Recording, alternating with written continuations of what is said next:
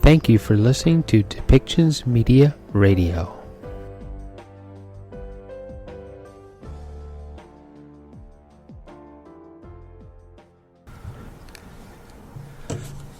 Good morning, and I want to acknowledge that I'm speaking to you from the territory of the Lekwungen speaking peoples, the Songhees and the Esquimalt First Nations, and I'm honored to be here on their traditional territories. I'm also joined today by Nicholas Jimenez, President and CEO of ICBC, and together we'll take your questions in a few moments. For some time, we've been talking about changes at ICBC and how they're going to help make people's auto insurance premiums and in turn their lives more affordable. Today, the rubber hits the road. What we're here to do is to introduce an improved online tool that will let you estimate just how much you'll save when you renew your vehicle insurance under enhanced care. You'll recall that last month we talked generally about how when enhanced care comes into effect on May 1st, customers who purchase both basic and optional insurance from ICBC will save on average 20%. As well, we noted that most customers will also be eligible for a one-time prorated enhanced care refund. The online estimator lets you find out what those savings are going to mean for you personally. It's live now at icbc.com/enhanced care. That's icbc.com/enhanced care. What it will do is show you how much you'll save under enhanced care versus what you paid last time.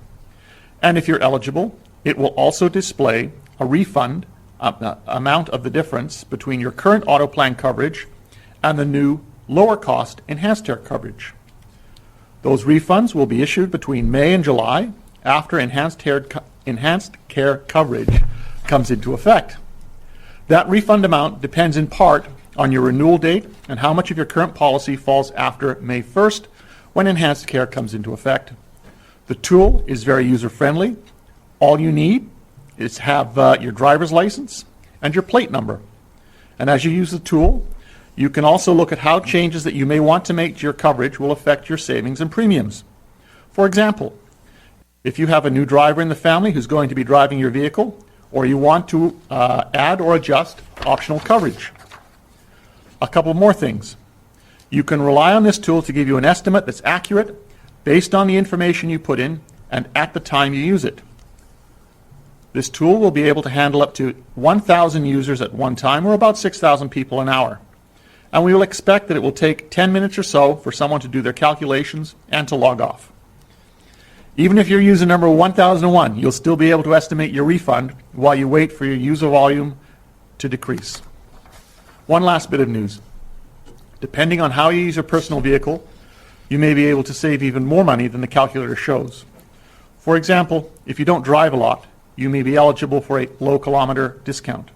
Your auto plan broker can walk you through these extra saving options when you renew your auto insurance. In closing, I want to reiterate that the biggest decrease in basic insurance rates in 40 years and a large decrease in optional liability rates aren't the only great things ahead, which you can now see for yourself through this estimator tool. If you're injured in a crash, ICBC's new enhanced care coverage will mean significantly improved care and recovery benefits regardless of fault. We're making affordability and caring for people a priority, and more than ever, ICBC is going to reflect that going forward. Thank you. Thank you, Minister. As a reminder to everybody on the phone line, please press star 1 to enter the queue. You'll be limited to one question and one follow-up only. Our first question today comes from Lisa Houston, News 1130.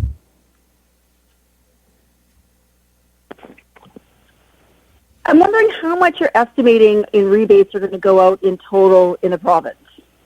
Well, obviously it will depend on the number of people renewing their insurance, but we're expecting on average about 20% savings for individuals, and that should on average be about $400. Do you have a follow-up, Lisa? I was more me, give a bank total for how much it's going to be across the board for the corporation. You speak up. I was not referring to each person. That number has been quite clear. I was referring to how much in total is it going to cost ICBC. Okay. I'll ask our CEO of ICBC to provide that number for you, Nicholas. Sure. I think when we launched the program a year ago, we were intending that the savings would be somewhere in around the $1.5 billion, and that's to the system overall. So that's what we think enhanced care is going to cost less in terms of the delivery and the cost of auto insurance. Next question is from Yvette Brand, CBC. Minister Farnworth, one thing that everybody's wondering about right now, with all the rule breaking around COVID, is it a time, are you considering increasing fines for people that are breaking the rules and doing things that the provincial health officers are asking them not to do at this point?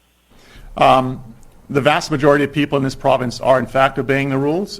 There's a fine structure in place. It is being realigned with the Emergency Program Act, which will allow for fines that can be issued under the Emergency Program Act, which in fact can go up to $10,000. Plus the police, depending on the circumstances, have the ability to lay charges under various statutes that can result in significant penalties. Particularly as we've seen situations in some cases where people have gotten abusive or violent. So the fine structure is there. I can tell you that up to date, I think over 650 tickets have been issued, and I think an additional 80 tickets under the Quarantine Act have been issued. Yvette, do you have a follow-up? Given that Dr. Bonningham, you described us on a precipice, and we've seen kind of a high-profile case of two individuals flouting the rules and actually flying to a territory to try to get a vaccine. How do you react to this just personally? Well, frankly, I think what we saw yesterday of individuals flying to Yukon was probably one of the most despicable things that I've seen in a long time. It shows a complete lack of any sort of ethical or moral compass on people who would do such a thing. And as we've also seen, they have paid a pretty high price, losing a $10 million a year job, as they should. Next question is from Richard Zussman, Global News. Minister Farnworth, I'm wondering where you're at with the COVID-related ICBC rebate, and if I could get a sense from Mr. Jimenez about approximately how much money has been saved at ICBC. We haven't yet seen the Q2 financials. I'm just wondering if we can get an update on the financial situation at the public insurer. Yeah, on that first part of the question, you will be hearing about the COVID rebate very soon. As I've said, I've had some options before me. There's the Treasury Board cabinet process, but it will be coming very soon.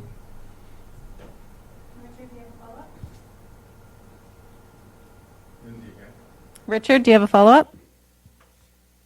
I was hoping to get a financial update from Mr. Jimenez, but I also need to ask Minister Farnworth about an extension to what Yvette was asking about. We've seen instances at a gathering in downtown Vancouver where a condo owner has now been ticketed 4 different times for holding parties in excess of 100 people, and he continues to get levied with the same fine.